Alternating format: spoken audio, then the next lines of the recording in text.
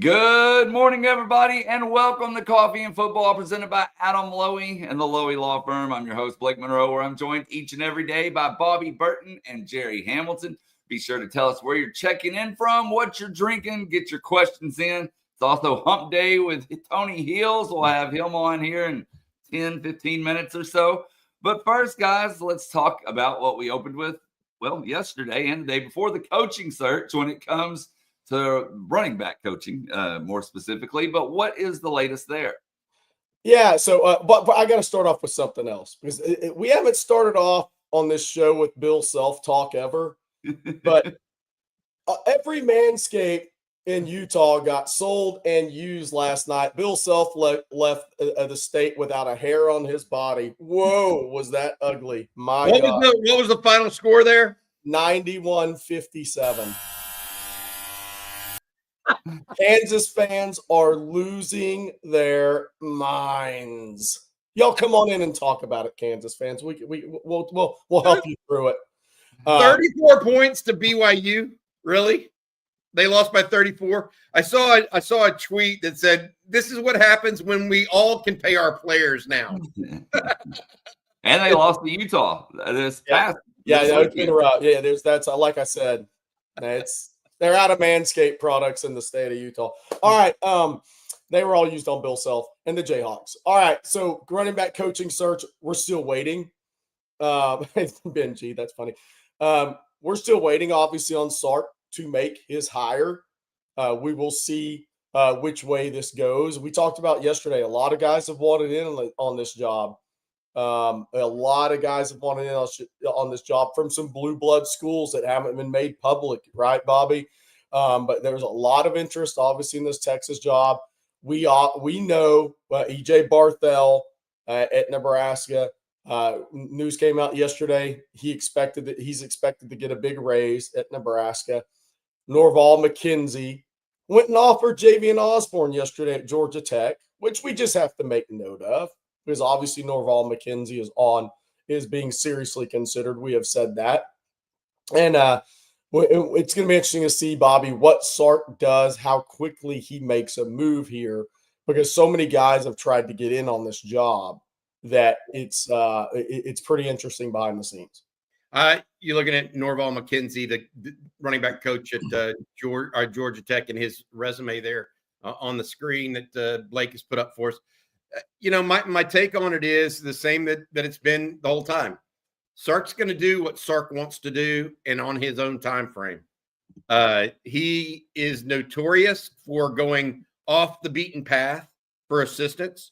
Norval McKenzie would be off the beaten path, essentially, right? A assistant at Georgia Tech or an assistant at Rutgers like Mark Orfe, or Kenny Baker, an assistant D-line coach at the Dolphins, or Chris Jackson. None of these guys were household names or ones that were brought up right at the outset. Everybody looks for the big name coach, right, at Texas. Sark doesn't play that way. And so whether it's Norval McKenzie or E.J. Barthel or whomever, Justin Johnson at Texas Tech has been a wide receivers coach out there. There's a lot of different guys whose names you could put out there. But Sark is the one that has the keys to the kingdom. And right now, there's not a lot of chatter outside of Norval McKenzie and E.J. Barthel. I'm just telling you. There's a lot of guys that want the job. Yeah. You want to be interviewed for the job, but they're just not. It's not out there. I wish I could bring it to you, but I don't see it right now. And I'm not upset about it. That's the bigger piece for me is, look, I've got some confidence here that he's going to bring in guys that he wants to be part of this program that fit what he does. We'll see what that means.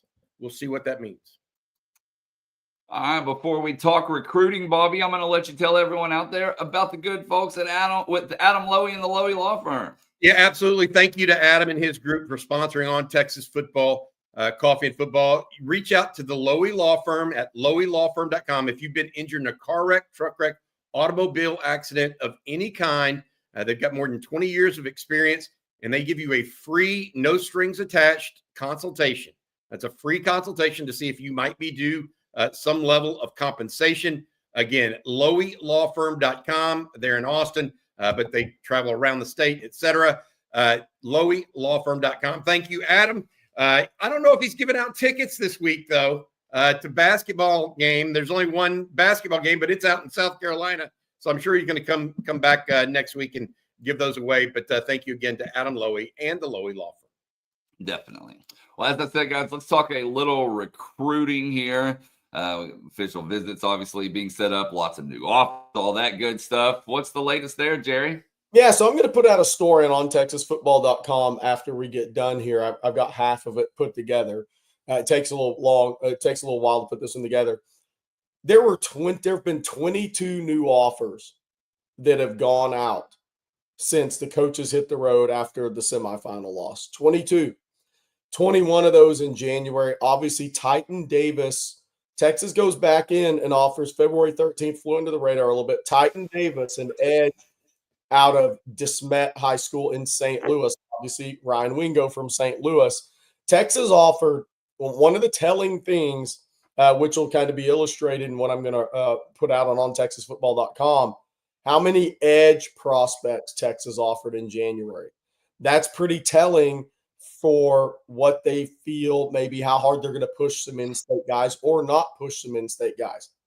They offered 3 edge prospects to kind of hybrid, a 1-to-5 technique in North Carolina. Okay, they've never done that before. They offered Trenton Henderson at Pensacola Catholic.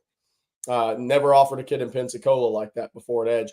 Then they offered this kid, Titan Davis. They offered a couple other edge prospects as well. The 5-star committed to Maryland at St. Francis Academy. So Texas is looking nationwide at the edge position. And why that is now it carries some importance too, as we watch Titan Davis out of DeSmet High School in St. Louis, is something CJ and I talked about on Recruiting Breakdown yesterday. Alan Clark comes in from Ohio State, and he's tasked with the edge recruiting. And you already saw it. Boy, look at that quarterback. I was going to say that quarterback should be playing defense. Wait, rewind that, Blake. You got to rewind this. Hold on. That guy is the 310-pound defensive tackle. Look at the quarterback. Sorry, I had to stop. Oh my gosh. Woo. Woo. Man, that was calf roping right there. Now you got to get him to the ground. All right. But anyways, so Alan Clark he's tasked with the edge recruiting for Texas. Kenny Baker and PK will assist him naturally. PK doesn't recruit on the road as much, Bobby, as we've talked earlier. There's our guy again with the handoff, man. Look at the nimble footwork. But so Texas, Alan Clark is going to handle a lot of the relationship building for the edge prospects. So you're seeing a lot of new edge offers, and I think you're going to start to hear Alan Clark's name mentioned with any of those guys that make unofficial visits this spring to Texas, as he's the guy that's in contact the most with some assists from PK and Kenny Baker, and then Sark when need be. But a lot of 22 new offers, including Titan Davis, the most recent one since January 12th, I guess it was, when the Texas staff hit the road. 4 in-state. I'm going to have the breakdown of all the states on TexasFootball.com. But that's a lot of offers that have gone out since January 10th, Bobby, and it tells you the edge position nationally is going to be coveted by the Horns. I just think to myself how much the pass rush helped Texas this year. Yeah. When I hear this, Jerry, it's like music to your ears, because we saw firsthand Texas had basically, I mean, look, they lost Byron Murphy and Tavondre Sweat, 2 really, really good interior defensive tackles, and they had a better defense because they had a pass rush this year. So when you start talking about the impact of edge play, of course you have to have the interior guys. Of course you do. But when you start talking about the impact of edge play on a team and what it can mean for your defense, I think it's in this day and age of getting the ball out quick and throwing it all over the place. I've come to believe that edge play is as important as any position in football. And you know what? They get drafted that way too. The Micah Parsons, this Abdul Carter guy is going to get drafted. J.J. Watt and all of those guys. Texas hasn't really had those those guys since Brian Arakpo, to be frank. And so we'll see what it means, but I'm all for it. If this is what it takes to get Texas to that next level of elite team. So let's have it. And the other thing with that is how many more offers went out in Georgia, more than, and Florida, more than normal for Texas early on. When you consider last year, Myron Charles wasn't really on the Texas radar at this point in time. Josiah Sharm out of California wasn't either. Nick Brooks was in Georgia, but Zealous Hicks was not on the radar. Justice Terry was not on Texas radar this time last year. So a lot more offers have gone out in January in Florida and in Georgia and around the country than I think we were expecting.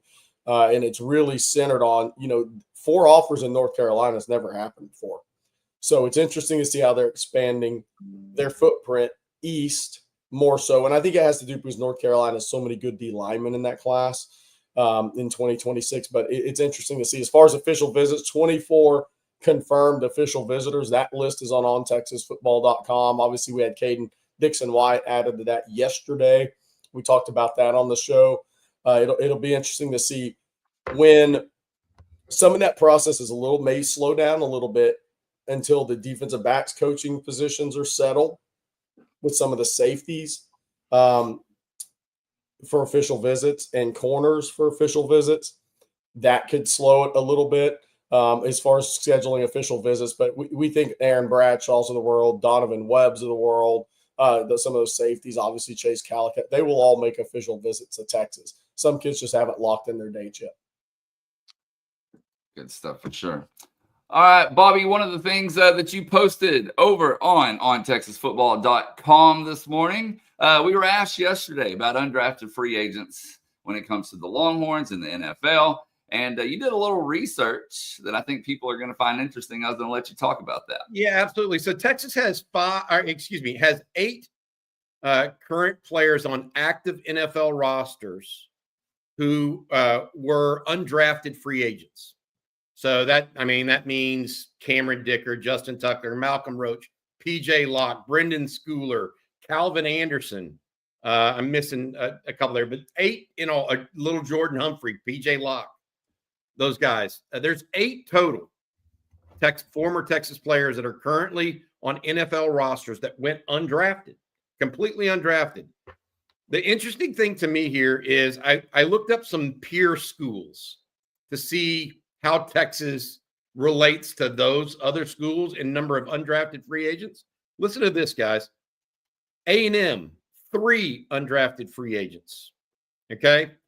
LSU, 3 undrafted free agents on NFL teams. Bama, who leads the country in number of players on NFL rosters, only has 5. Now, OU had 7. The thing that I'm taking away from that, and this is what I wanted. I was talking to Jerry a little bit about this before we went on air this morning. I feel like Texas did not get the benefit of the doubt when it came to the NFL draft on some of these players. They could have been 6th, 7th round picks, but because Texas wasn't winning as big, let's go with the LSU player, or let's go with the Notre Dame player, or let's go with Alabama, etc. And so Texas with 8 undrafted free agents, that's the most I could find. And I spent about 30 minutes on it today or this morning early, just looking this stuff up.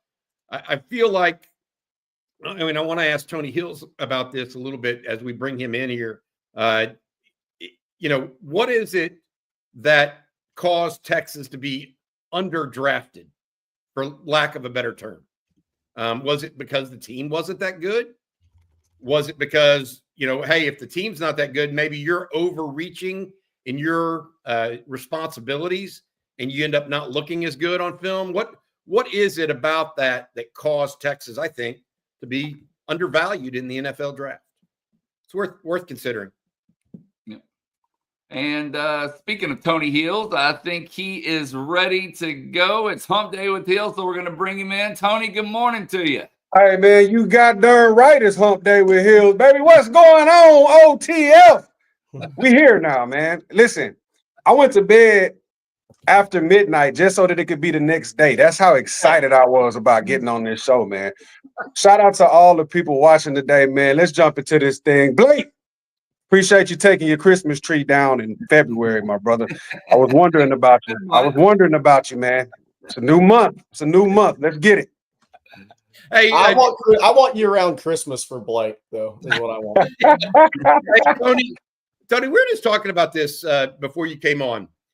Texas has 8 undrafted players that are currently on NFL rosters, like active, not reserve, any of that stuff. So 8 undrafted compared to LSU that has only 3, compared to A&M that only has 3. Bama, who leads the league in number of players in the NFL overall, only has 5. Any thoughts on why Texas might have that many, in your opinion, undrafted free agents? Oh, absolutely. I mean, listen, no disrespect to the people that go out and scout these players, but at the end of the day, they miss all the time, guys. Like, let's not be wild by this. Like, Tom Brady is a Hall of Famer. He was a 6th-round pick. You know what I mean? Regardless of the antics, you look at Antonio Brown, right? 6th-round pick. You go back and you look at somebody like an Emmanuel Sanders, 3rd-round pick, Super Bowl champion. Like, the list can go on and on and on. You miss. And the reason that you miss, man, can be because of evaluation, can be because of fit. It's a lot of different things. I think that when you look at those particular players, it was probably during the time when we were in our lull. So winning matters. You know what I mean? People want to look at one of the things that I know, because I have a cousin that's actually a scout. One of the things that I know that scouts look at is they look at team pedigree, because team pedigree dictates what they believe a winning mentality is. So if you come from a school that has a winning culture, that winning culture is infectious, right? You look at the Jalen Ramseys of the world, right? They're people that go into the game and they change, the outcome of the game. Not even, and then it's not just from schools, but it's also a mentality of individual players as well, right? So those guys that are free agents, a lot of times end up performing better than the higher round picks because they have so much more to prove. It's a lot. I mean, just look at human nature, right, Bobby? It's a lot easier to go after some sort of vision or objective when everybody's telling you how much you can't do it and you suck, versus people patting you on your back, which is one of the reasons why when Texas played, we loved being the underdogs, because when you start telling us how good we are, little things slip. It's the same thing in this particular situation. Hey, Tony, is it not also carries over to a team you played against, Texas Tech? A lot of those kids wanted to be offered by Texas. They didn't get offered by Texas. They had that I got to prove it when we play Texas mentality about them. And it showed in some games. Those kids played, some of those guys played above their heads, and they're really talented players, but you could tell a difference playing against Texas. Oh, absolutely. Like, it's the premier school of the state. Regardless of what anybody thinks or how much pride they have in their school, like, the reality is that when Texas is up, the whole state is up, right? And it's not just Texas Tech, Bobby. I mean, Jerry, sorry. It's not just Texas Tech, man. It's A&M. Hell, it's right up north, Oklahoma. Like, all of these guys that wanted the opportunity to be offered, at Texas, and they were just basically looked over, they carry that with them. That's how you know this school has so much tradition and the privilege that it is about being a Longhorn. So yeah, absolutely it's that. And one of the other things that I think it is too is it's just like I said, going back to that human nature aspect, just being told that you can't do something focuses you and allows you to continue out your career. I'll give you a quick example of that. When I came out, I was hurt or whatnot, broke my ankle, all of that. They put my highlight tape on, and here's Mel Kiper saying, well, Tony Hill is going to be a great project player. He might make it 3 or 4 years in the league. I pay 10, right? So thank you, Mel. And that's one of the reasons why my Super Bowl ring is on my middle finger. So I'm telling you, like, no, I'm being honest. I'm telling you, like, we as athletes need some of that sometime. And I'm not surprised that those undrafted free agents from Texas are balling, because that's that chip. We all need a chip.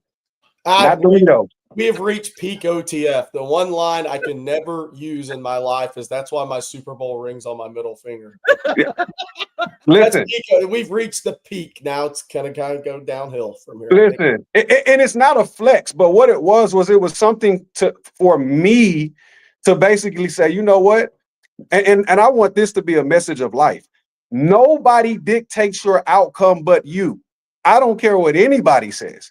you are the person that decides on how you want your life to go. Everything starts between the ears, right? That brain of yours. And so if you say you can or you say you can't, you're both right, man. So that's basically the message. I don't want it to get lost. I wasn't flexing. I was just saying, F you, Mel. Hey, we're gonna change Tony the Tycoon to that's why my Super Bowl ring's on my middle finger when he comes on next week. Hey, did you get a chance? Did you? The other thing I want to mention, somebody said a comment in the chat, and I totally agree with it before we move on to something else. Bobby and Tony, it's also, if you're a scout, it's easier to hang your hat on the guys from the winning program and kind of cover your butt a little bit. Nick Saban told us this guy was really, really good. Yeah. If you're a scout, longevity, job security, who are you going down with? Who are you going down on the ship with? Guys from the winning program. I think there's something to it. Yeah, because your job is on the line, right? But here's the thing. And I think that's what separates some of the great ones from some of the guys that are, normal, average, pretty good, is being able to understand the intangibles of an athlete. I think we get so caught up in the numbers. This guy jumped a 10.8 broad jump. This guy runs a 4.3 40. This guy, but it's like, but there's an intangible aspect of the game, right? Like they say the game is 90% mental and 10% physical, right? And I heard Andre Garage say this. He said the game is 90% physical, 90% mental, 10% physical, because 90% of people won't do the 10% things that they need to do to be successful. That's an intangible.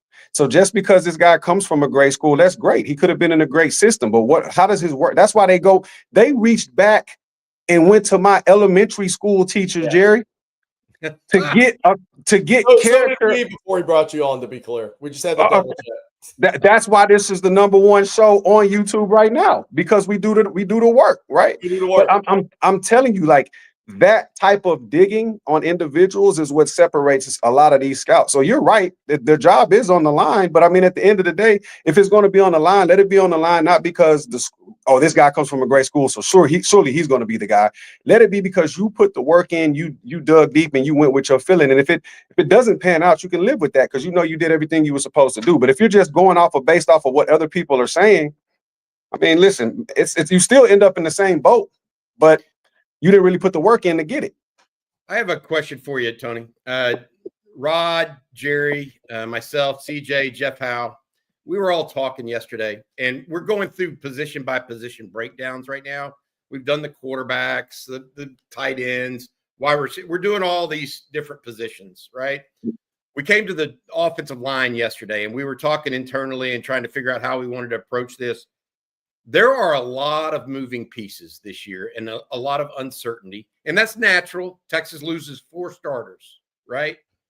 Yeah. But here's where we kind of came up and we're like, well, we don't know how this is going to play out because, for example, I'll give you one example. If Cole Hudson beats out Connor Robertson at center and Daniel Cruz, then that means that the left guard and right guard are going to be maybe different because DJ Campbell's going to get one of those places. You would think NATO would get the other, but what if Connor Robertson beats out Cole Hudson? Then all of a sudden you have all these different permutations. Same can be said with Jaden Chapman right now, probably running second to Trevor Gooseby at left tackle. But if you move him into guard, where would he be? Where would he be at right tackle?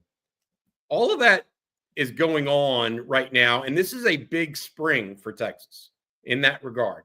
My question to you is this: what happens if Steve Sarkisian treats this more as OTAs in the NFL, and you're not necessarily popping pads in spring football like you would be in the fall?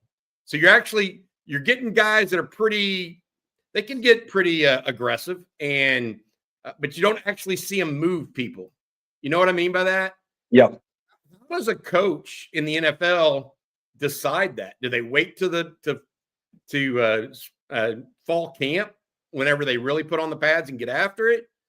It's going to be interesting how Texas decides on offensive line when they're not actually, if they're only doing OTAs and not true spring practice. What do you make of that? Because I think that's one negative maybe of only doing OTAs, the lack of real hitting. at that point? What do you think?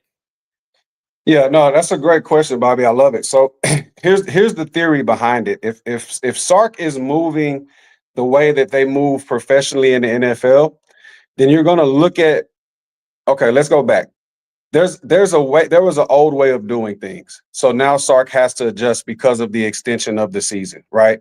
So what is the adjustment? The adjustment is to say, okay, well, look, what is the only league that plays an extensive amount of games that has players with a roster that's smaller than mine? How do they prepare? How do they practice? How do they move? Right? There's a certain professionalism of it, right? And I get the difference between professionals and semi-pros, which is college. But here's the theory. In an OTA segment, there's still an evaluation process. Mental errors, foot placement, being able to see body mechanics, right? That's what OTAs is about. How much can we throw at this particular individual and how much can they absorb? That matters, and you're going to be critiqued and judged on that. Because here's the thing, you can be the most violent and physical player on the freaking offensive line, but if you don't know what to do, therein lies an issue, right? So there's a mental evaluation that goes in on the OTA side, right? Now, the line is only going to be dictated and put together during that training camp, fall camp type of situation, right? So it's similar to how the NFL does. Like you have rookie OTAs, mini camps, then you have OTAs where you bring in a whole team, you come back, you have a little time off, we get into training camp and we're popping pads again, and that's how we're making the team, right? So I think that Sark is moving in that particular space. And if so, Bobby, then we know that it works because it's already a proven formula and system. And the beautiful thing about Sark is he's already experienced what that looks like. So I think that to your question, the line is going to be formulated and gelled, right? You go in as an offensive line coach, but what you think something is, but the line is going to be formulated and gelled when they put on the pads and camp starts. That's the only way that it's going to happen, right? And they'll get to that particular moment. And at the end of the day, it's a long season because here's the thing, Bob, we can't just, it's not just about the starters. We got to develop those guys behind them too. This is how Trevor Gooseby becomes the starting left tackle at the University of Texas. So who is the next Trevor Gooseby when we lose somebody because it's the battle of attrition? We know it's going to happen, right?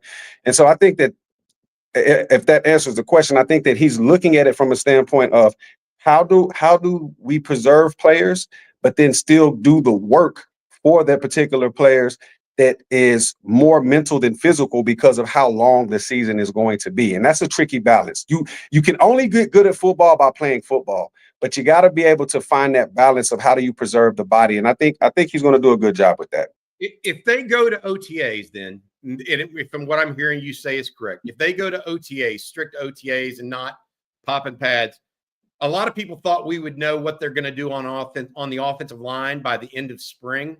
Yeah. But if you don't do that, then you're not gonna really have that answer maybe until fall. So just a different set of circumstances, I think. Jerry? Yeah. Hey, Tony, did you get a chance to watch Cody Green, the kid? Okay, so for the chat, we're gonna have Tony talk about Cody Green, top 25 ranked kid in the country, right tackle at Mater Dei, committed to Oregon, is going to visit Texas in the spring and official June 13th. Tony, take it away. This kid's a stud. Man, this guy's an absolute stud. I can tell you one thing: athleticism, explosiveness pops off the tape. Now, I'll give you this while we're watching him, just a little background. So I went back to check on this kid. I'm like, I'm looking at the way that his body mechanics move. I'm looking at how he takes on backside cutoff blocks. There's a snatch pull right there. I'm looking at his pass pro position, how he fires off the ball in the line of scrimmage. And I'm saying to myself, like, I've seen this type of movement before. So I go back and I do my research, and I come to find out that this guy is connected to LaCharles Bentley. I know LaCharles is training this kid. And also he's being represented by Sean Lavieo. And so anybody that knows Sean, he was an offensive lineman for the Washington Redskins out of Arizona. I believe it was Arizona State. He's being coached by linemen, and it shows, man. Like, he pops off the tape, explosive, double team blocks, backside cutoffs with drop steps. I seen one where, and we might see it here in a little bit, where he does a drop step to kick slide. in his pass pro. He does a drop step to get inside of the A gap. Man, this guy's he's phenomenal. He's just phenomenal. One of the things I will say that I know that if I know LaCharles, he's going to keep working on him is not being a waist bender in certain situations, and also his eye placement, because when his eyes are wrong, then he plays high, right, and he's hitting with his chest. But when he's right, he's impressive. So, I mean, I like the kid. You can tell that he's being polished. And then this is his junior tape. I would love to see what he looks like, next year, because if this is his junior tape, my God, look, redirect inside, washing the guy down, right? You can't give up that soft inside shoulder on the pass protection, but he's a driver. And there's another thing too.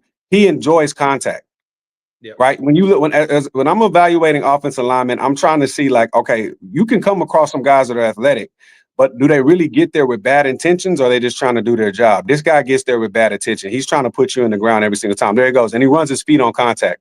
You're going to see those white shoes moving all throughout this. Boom. Look did you see how quick? Go back. Yes. Go back, Blake. Like, I'm telling you, this is not normal high school movement. Boom, boom, right there, feet in the ground. Like, I'm telling you, this is not normal high school movement. This guy is being coached by professionals, and it shows. And that's the reason why I know Texas won him. This is a polished individual here. Texas there's 4 guys on this team Texas has offered. And the quarterback of this team is Matt Leinert's son. Wow. I'm telling you, man. I'm telling you, like, Sark is not, see, there you go, right there. Go back. This is the one I want people to see. That's the one I want. That's the one that I was like, yo, that's what made me go do research, because I did that. And I was coached and taught by Coach McQuarter, but like, and he was taught by different people that played in the NFL as well. So it's just like, I know that movement. Like, that ain't no regular movement. That drop step to get inside that A gap, because what it does is it puts you on target for a tight angle. Sometimes when guys pull, they pull wide, right? Yes. But when you take that drop step, it's like you're angling out to be able to get back into the line. So like, I was like, yo, no, I ain't never seen no high school kid do that. And Tony, what this tells you too about a young kid, and you've been there before, this kid can take coaching and take it to the next rep and take it to the field as a young player. To me, that's really impressive stuff. When you can go execute it as a 16, 17-year-old kid, you know that kid has the mental capacity. Well, not only that, but he has the willingness. And how are these kids in today's age, man? Listen, I'm just gonna have to keep it 100, man. I am not the spokesperson for saying the right things on TV shows, but listen, look at these kids, that they're a little soft. Mentally, they're a little soft. And I know that if you're getting coached by LaCharles, you're not that, because LaCharles Bentley don't pull no punches, man. I've seen this dude in action.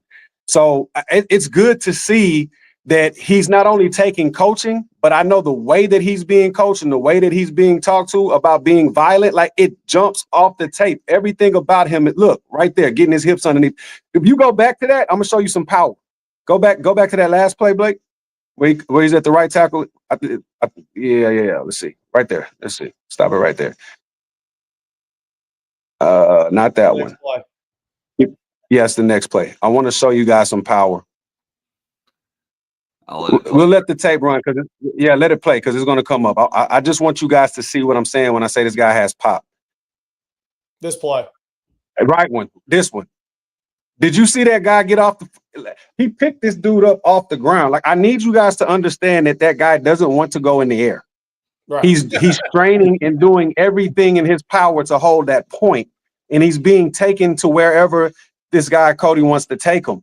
That is phenomenal, man. I'm telling you, he's going to be a player. There's no question about it. He's going to be a player. So Tony, you've seen this is one of the things I've talked about as we play this tape out. You've now watched John Turntine, Felix Ojo, this kid, Samuel Roseboro, and Toa Katoa. I'll throw in a couple others at you next week. We'll get through all these kids that are going to officially visit Texas. Kyle Flood's on the right guys. I think we're safe to assume this. If his offensive line class comes from all these guys you're evaluating for us, then they're going to have a hell of an offensive line class from a numbers perspective.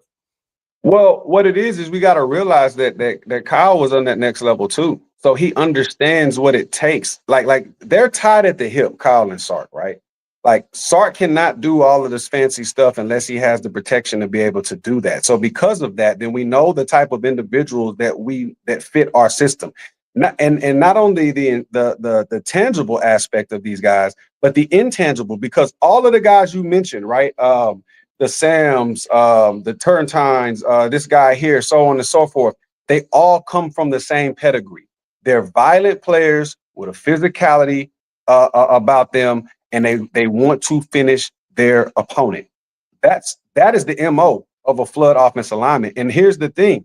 That's the reason why you're going to see offensive linemen continue to get drafted out of the University of Texas, because a lot of stuff has happened to where once the defensive line started getting faster and more athletic, you went and you started finding some more athletic tackles. But what you started losing was some of those nasty guys, right? Those we used to call them the big nasties. You started losing that. You gained athleticism, but you lost a little physical, explosiveness and a physical power. Going back to that, how do we find big guys that can move, but then are also violent, right? And that's what you're seeing with these young kids, man, that Kyle Flood is grabbing. And listen, Texas will become the school known as for offensive linemen. You saw it with Alabama. You saw it with Georgia. You're going to see it now with Texas. Hey, outside of the guy that wears his Super Bowl ring on his middle finger, That's right. nastiest? Who's the nastiest? Screw you, Mel Kiper. Exactly. Yeah. Who's the nastiest offensive lineman you ever seen or played with? It could be at college. It could be in the NFL. Who was the guy? Chris Kiyomatsu, Pittsburgh Steelers. No, I honestly think that Chris has murdered somebody. I'm not laughing. Listen, I don't want to put my brother out there. I love my brother. That's my Uso. But like the stuff that he did, like he was battling the Haloti Nadas of the world, like, and wanting more of it. You know what I mean? Like I listen, and this is why I say this. You guys remember a great pass rusher that played with the Miami Dolphins by the name of Jason Taylor? Yep. Oh yeah. Okay. Well, Jason Taylor went and played with the Jets. Jason Taylor was setting the edge on the right side of our line, and we ran a play called 34 trap. This is when the left guard pulls down the line, and he has to kick out the end. Jason Taylor understands his job. I got to hold the edge. Chris Kiyomatsu hit Jason Taylor. The next thing I know, Jason Taylor did not play the rest of the game, and then after the game, a week later, he retired. That is why I say, and this is a true story. You can go look it up. You can go Google it. Go fact check me, OTF. This is why I say this is the most violent, physical athlete that I've ever seen in the trenches. I like it's crazy. All right, so you got to find out. Does he have sons coming up that are going to play football? We'll find. I don't know. I haven't talked to my man in a long time, but if he does, hey, that's Domino Christos, because I feel for Jason Taylor in that one, because that's when you know it's time to hang him up. When you don't want to see that guy coming at you one more time. Yeah, it's time. It's time for me to go. It's time. He did. Cody, thank you so much, dude. As always, such a pleasure. You have a good week, man. We'll see you again next week, okay? Let's do it, baby. Hook 'em. Hook 'em, bud. Take care of yourself. Good stuff. I love it, man. That's a good question to end it there, Jerry. And the visual of a mean offensive lineman taking out a potential Hall of Famer, in Jason Taylor.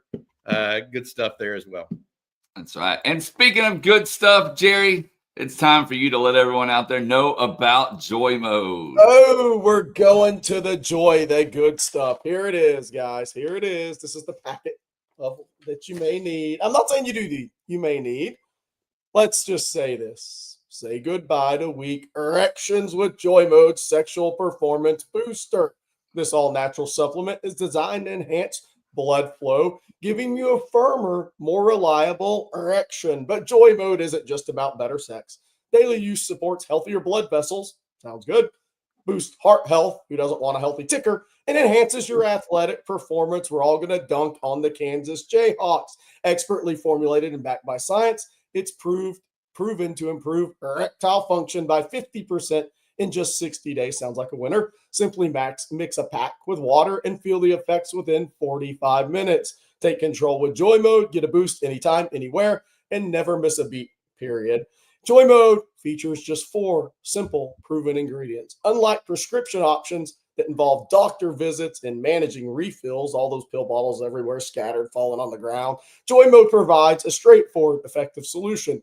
Join the over 200,000 men who trust Joy Mode to boost their performance without the side effects. Start a subscription and save up to 30%. Keep your performance at its best without any interruptions. That sounds important. If you're looking to take your game to the next level, visit tryjoymode.com and use that code ONTexas, all caps, at checkout for 20% off single purchases and 30% off subscription orders. That's tryjoymode.com and use code ONTexas for 20% off single purchases and 30% off subscription orders. I can't tell you if it can help a bad voice, but I would say Joy Mode you could use for other things. There you go. And I'm going to let everyone out there know about Public Rec, because nobody's got time for stiff, uncomfortable clothes anymore. It's February. It's really cold outside right now, that's for sure. And you deserve to be comfortable in whatever you're wearing, no matter what you're doing. That's where Public Rec comes in. Their pants are a game changer. They're designed to be as comfy as your favorite sweats, but a lot more stylish. We're talking super soft fabric, no stiff seams, and enough stretch to keep up with whatever your day may throw at you. But Public Rec isn't just about pants. They have great style options, whether you're working all day in the office, running errands, grabbing a drink, whatever it may be. As long as you want to look sharp without sacrificing comfort, Public Rec is for you. And I love their hoodies. They fit great. They feel great. They're incredibly comfortable. I recommend that you go get one for yourself while we still have a little bit of cold weather season here in Texas. I love all of my Public Rec gear, but the hoodies are hands down my favorite product. Of course, they have a high quality, huge selection of everyday premium styles. You can revamp your entire wardrobe with their perfect fitting polos, shorts, pants, and hoodies. So this February, treat yourself right, because comfort is always in season.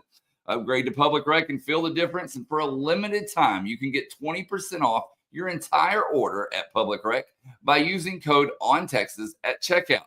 Just head to publicrec.com, use promo code ONTexas, and you're all set. And when they ask you how you found them, be sure to mention, and we would appreciate it. Find your perfect fit. Never compromise on comfort again. Public Rec, where comfort rules. Got to say this. Great comments in the chat. A little bit of cold. A lot of bit of cold. A lot of bit of cold. Cold. Blake, you're in Comanche, Texas, and you said that the wind chill, or it feels like -8 right now. -8. Wow. It's ridiculous. Polar vortex, baby. Next week, though, it'll be in the 80s. So that's cool. I'm not going to complain about that. But yeah, -8. Hey, Josie, what's your temperature like? Right now? My God. Can you imagine being in South Dakota on the plains right now? Oh. No, thank you. No, thank you. It's got that's probably colder than Oregon's offense in the first half of the college football playoff. Josie. Hey, I want to thank you to South End Zone Queen for asking Tony if he's available to coach the running backs. Appreciate your super chat.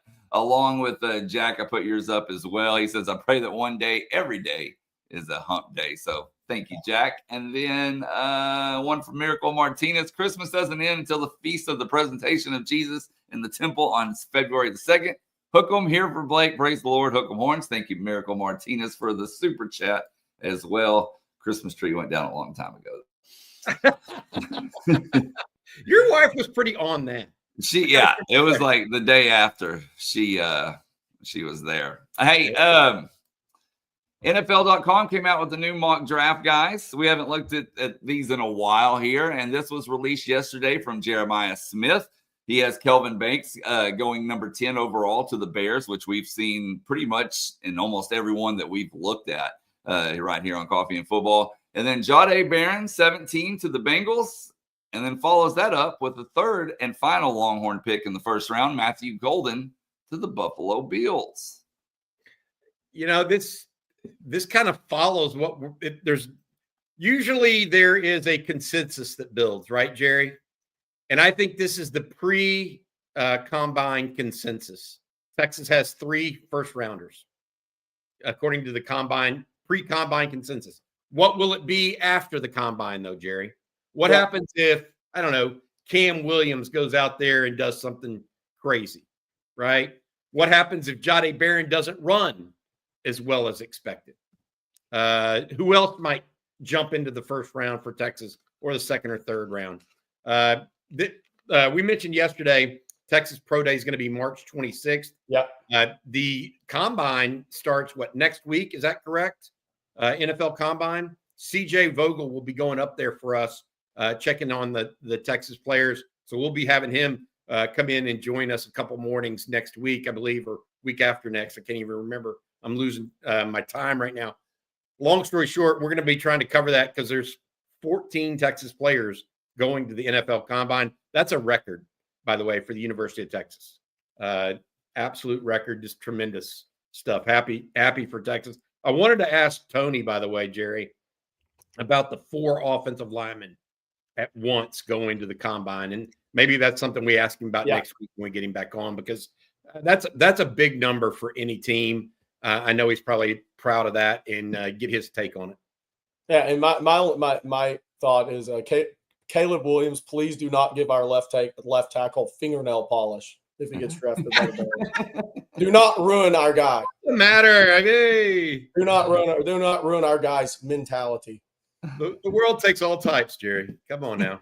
Don't be passing that fingernail polish to our left tackle. Be more forgiving. Give me a break. All right, we're gonna move on a little bit here. Antonio Harris. I really think Bond will sneak into the first round. Do y'all see any possible scenario where that can happen? Got to run in the low 4.3s, high 4.2s. Yeah, to make that happen and crush the gauntlet drill.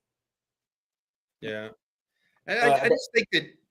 Look, I don't know how to say this other than, where was he the last part of the year? Was it all injury related, or were there other things beyond that?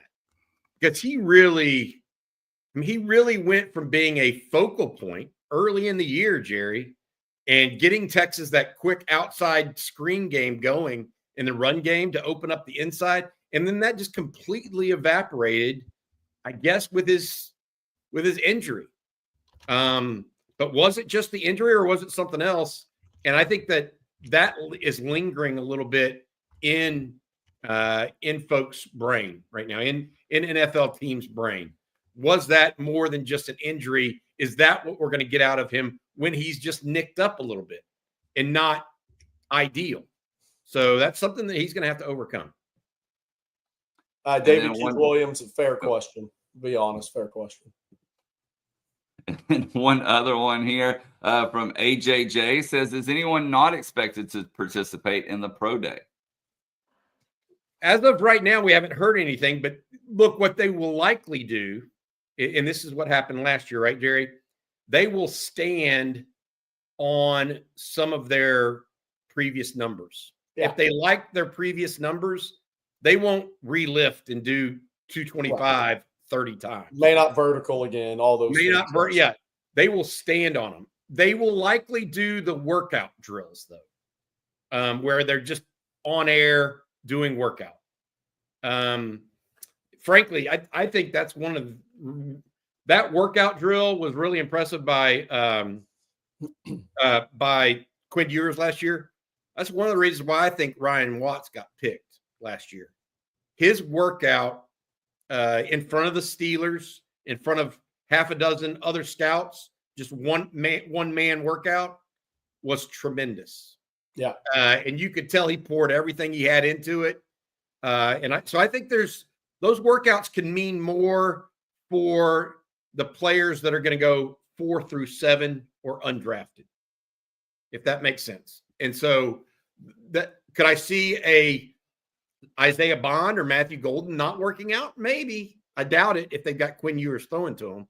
But you never know whether or not some guys are just going to stand on what they did and not work out more. Xavier Worthy didn't rerun the 40. No.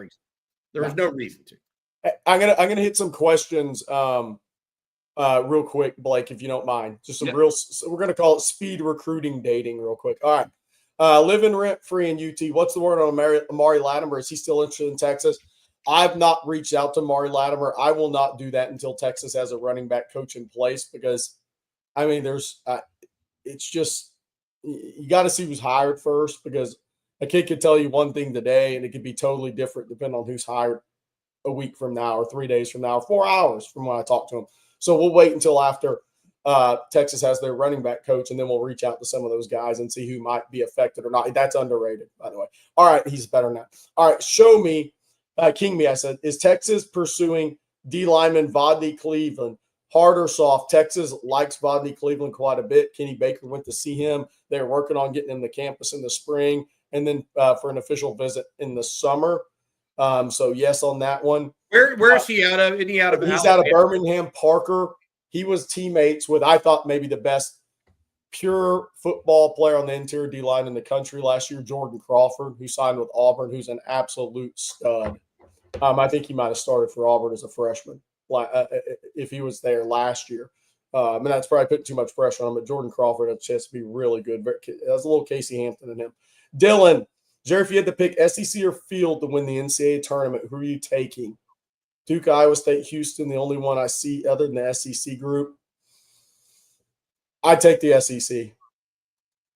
I take the SEC right now. Who wins it? Who is that Alabama? I mean, they just lost Auburn. Is it Auburn most likely? Alabama kind of faded in the tournament. There's some high end offensive teams. Florida, I'm not saying they're going to win it, but man, they can score the basketball on people. I think I agree with Jay Billis. It's like, he said winning the SEC may actually be harder than winning the national championship this year because there's a level of the conference in the SEC. And I'm not saying that because Texas in the SEC, we talked about it before the season. They were going to be the best conference. We talked about it on TexasFootball.com with some of our great basketball posters over there, Bierce, Bob in Houston, Jordan 91, some of those guys. If you haven't been over there, they're great on basketball. We have good discussions. The SEC was easily the best conference in basketball preseason. I mean, it is a gauntlet. I'd probably take the SEC. I think they have the higher end offensive teams this year that are scoring against really good teams on a weekly basis. I mean, I think on the Saturday games in the SEC, A&M was the only winner that didn't score in the 80s. And these are high level teams with a lot of pro prospects on them. And teams are scoring in the 80s on the road on people. I mean, it's high level talent in offensive basketball in this conference. Hey, speaking of basketball, Steve O'Matic posted this. Oh, yeah. Aaliyah Chavez dropped 500 in a state playoffs win last night. That is true. 6 threes is what she made as far as 3-pointers go. But, yeah, quite the performance. I watched some of the stuff on Instagram on that. And Jason Watts, who's in here, one of my good buds in life. We grew up down the street together, played basketball together. He was sending me a text last night about that. Because I was watching a dud of a high school playoff game last night. It was very ugly.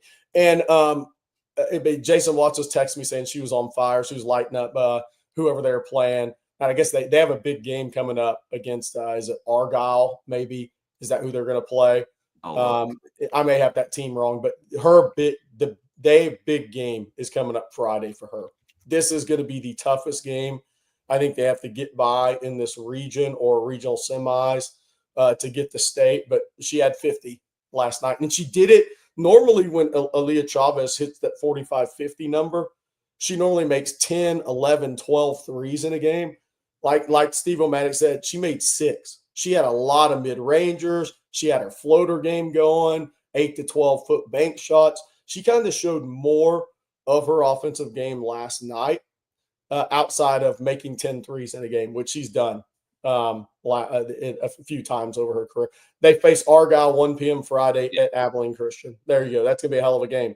She's gonna have to play really well in that game too. For them. It's worth noting she's now hit at least 40 points 15 times this season. Yeah, and I think she did it more last year, even, which is crazy. And she's only played 39 games. Yeah, Patrick Page. We need that. It is high school basketball, so I'll mix in a little bit of this. Lufkin, Austin Brown is really, really good player for Lufkin. The junior 6'8" forward. He can really shoot it. Question for Lufkin is, are they going to have – that was a good win against Melissa. Now, Melissa's not a great high school team, but Austin Gooseby, Trevor Gooseby's brother, is one of the top 25 juniors in America, McDonald's All-American, tremendous player. I mean, everybody's coming after him. I think Duke will be the next to offer. But key with Lufkin is if is if somebody shuts down Austin Brown, are they going to, is the rest of that team going to be able to score 55, 60 in a game? If he has an off night or somebody shuts him down, Region 2 is a beast.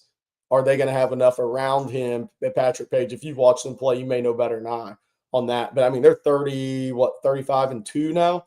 Or if he doesn't have one of those big games, or do they have enough scoring around him in Region 2 to win? That's what they're going to have to prove out. But if they do, Luff's going to be a tough out. All right, guys. Jerry, I got to get out of here, but I'm going to set you up to tell everyone about Mando. I'll be back tomorrow, and I'm going to let Bobby and Jerry close out the show. But, Jerry, tell them about Mando. Take it away, and y'all have a great day. All right, I'm back. All right. Yes, I will for sure do that. What is Mando? It's the whole body deodorant, safe to use anywhere on your body, your pits, your balls, your thigh folds, your belly buttons, your butt crack, and those feet. Created by a doctor who saw firsthand how normal BO was being misdiagnosed and mistreated. It's clinically proven to block odor all day and control odor for up to 72 hours. Mando deodorant product options are solid deodorant stick, formulated and powered by mandelic acid to stop odor before it starts, spray deodorant, aluminum free, and ideal for those hard to reach places that I mentioned above. All products are baking soda free and paraben free. Choose from a variety of fresh scents like bourbon leather, clover woods, Mount Fuji, and Pro Sport. Clinically proven. This is, again, the most important part of the read, guys, and the funniest. Clinically proven to control odor better than a shower with soap alone. 12 hours after a shower, the average man's grundle odor level was a 5 out of 10. Woo, not good. With Mando, the average grundle odor level is a 0 out of 10. That's very key. Want to try America's #1 whole body deodorant formula right now? You can find them at Walmart, Target, and other retailers across the country for the very best deals. Go to shopmando.com. Get 5% off a starter pack with our exclusive code on Texas, all caps, at shopmando.com. That equates to over 40% off your starter pack. Take care of your grundle. $5 off that starter pack, not 5%. There we go. Hey, Jerry, we got into a discussion there early about, or with Tony Hills, about undrafted players. Some other news and notes on that. TCU has 4 undrafted players currently on NFL rosters. Georgia has 5. Baylor has 6, but 2 of them are long snappers. It's one of those things where I think that lull in the 2010s, it cost Texas players not being drafted, in my opinion. All right, we have some other questions and comments that I wanted to get to from the chat today. This one, Jerry, I thought was pretty good, given that we just talked about him from Ski Break. Bond has too many big-time plays and big-time moments to fall the 4th round. I agree with that. Yeah. But it doesn't mean he can't go to the 2nd or 3rd. You agree with that, Jerry? I know you're. Yeah. It's almost one of those things where he was good. He was too good to be rated too low, but not consistent enough to be rated really high, where his athleticism and speed may actually place him. Yeah, look, I think one of the interesting things, and I was at an Under Armour camp when he was in high school. I believe it was Under Armour camp when he was coming out of high school. And one of the things, I think the gauntlet drill and the workouts are going to be so big for Isaiah Bond is he's shown a little hand inconsistency. And it was always passes above his numbers. So the ability to contort your body, adjust to the ball in the air above maybe your eye line and react to that and make clean catches in those situations, I think it's going to be huge for him. I think he's going to run exceptionally well. And then people are going to be like, whoa. And then they're going to have to go back and make a call to Sark, say, okay, what happened? This guy's extremely fast. His tape at Bam was good. What happened this season?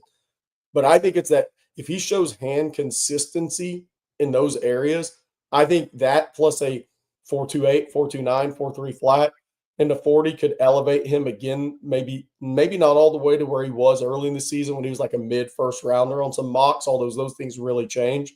But it's the hands consistency. I think he needs to have some really good gauntlet drill and some really good workouts, because I think when you get to this level, they're going to throw ball. They're going to watch the tape. They know where a couple of your drops have been, and they're going to test you in the workout. They're going to throw it high. They're going to want you to react to that and show them that you can catch an NFL football that's above your numbers, above your eye line at times. He's going to have really bad workouts to fall as far as agree. Ski Breck. I agree with you on that. Speaking of this is another good question for us to kind of hit on, because I wanted to bring something to people's attention if you don't know it. Holy Frioli 93. Who will run a faster 40, Bond or Blue? I think that Bond is likely to run the faster 40, but I want to say this. So I found this out very, very early in my career when I was working at the University of Texas, and I did some combine work for a group up in Dallas outside of UT. And I was there with Dick Mansparger, old Cowboys scout. He told me that they looked for the 10-yard dash out of running backs and linemen more than they ever even thought about the 40-yard dash. Now, the 40-yard dash means something for receivers and other players, but really they're looking for the 10-yard dash. And the reason I bring this up is I think Jaden Blue may have the fastest 10-yard dash that is not published of anybody out there, because he has an acceleration level, Jerry, that is next level. Yeah, in my opinion. What do you think? I could have the faster 40, Bond or Blue, and then talk about the importance of that immediate acceleration. Yeah, I think Blue's 10-yard is going to be everything for him. So even if he runs 4.34, it's the 10-yard split. If this is where you'll see if it pans out. High school track times, which is carried over the football field, I think. Look, nobody on that play against UTSA that Isaiah Bond caught the swing pass and scored on, that's the fastest any Texas player has looked this year on the football field. I'm not even sure it's close. He was on. His feet were on fire on that play. He looked like he would run a sub 4.3. We'll see if the track times pan out, because I think that will matter in a 40. It wouldn't shock me if Blue didn't get him on a 10-yard split and Bond didn't eke out the 40. All right, Bond's a 10-4 guy in the 100 in high school. Yeah, we got a couple of questions around offensive tackle, and that'll close us out for today. But this one from Stephen Houston: what is the current tackle depth behind Trevor Gooseby and Brandon Baker? I may be a bit concerned with that. And then also, from Stephen Houston, same guy. Question is, God forbid one of the high-end tackles gets hurt, what exactly is behind them? Jerry, that's one of the things that we were discussing yesterday together with the group. And right now, it does look like the top two are Gooseby and Brandon Baker. But you also have Jaden Chapman, who has had time at offensive tackle, left tackle, and right tackle. You've also had Malik Ogbo, who has worked at tackle as well as played some in that jumbo tight end set. Andre Kojo is a young player that is still, getting going. He's a tackle. Any of the freshmen you think have Nick Brooks? We talked about a little bit yesterday internally. He could be a left tackle. He could be a right tackle, maybe. Anything else? Where do you see the depth there? And in fairness, should Texas, because of that lack of depth, look to the transfer portal for a potential tackle as a depth piece? Yeah, I think the portal at tackle would be extremely difficult, because I don't see guys jumping into the portal to be a backup. I just don't. That's not the move for those guys.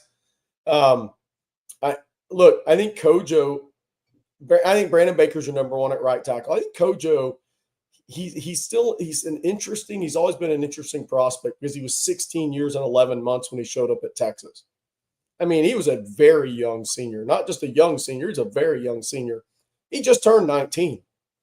And so this is the time physically when he should really, I think, start to take off at Texas. It's not going to surprise me if he doesn't have a really good spring. I think he's flashed a lot at Texas, but I think he was so young as a football player in his physical development that there were always going to be inconsistencies with that. But now that he's actually 19 years old, still 2 and 3 years younger than a lot of guys on this team, that you're going to start to see him make a little ascending move. But I think Brandon Baker's really solid at right tackle as well. I think the backup left tackle, it's a really good question because I don't think we know head in the spring. And I'm not sure Texas knows head in the spring how it's all going to shake out. I do know that Nick Brooks has been extremely impressive athletically since he got to Austin. And we've talked about this. If you just watch his junior tape to senior tape, especially the last half of his year of his senior tape, he was moving a lot better. He was probably 30 pounds less. I think he's like 28 pounds is what he had dropped when he from junior to senior through senior year when he left to go to Texas. If he's in that 340 range, after seeing him in person, he moves really well for a big kid. It's not going to surprise me. And the question is, does he start off at guard and then kick out the tackle in year 2? There's been a lot of really good offensive linemen that have done that. Does he make a play to get in the 2 deep next fall in the fall camp? I don't think it's out of the question.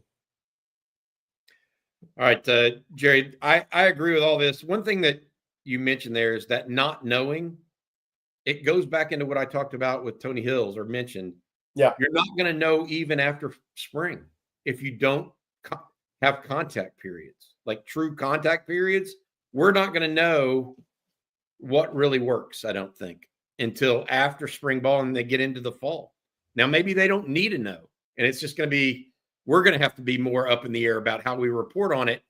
But fans are going to have to be understanding. If they're not hitting, you can't tell me who your offensive linemen are.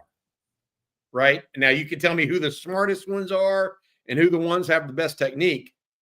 But football is a physical sport first and foremost.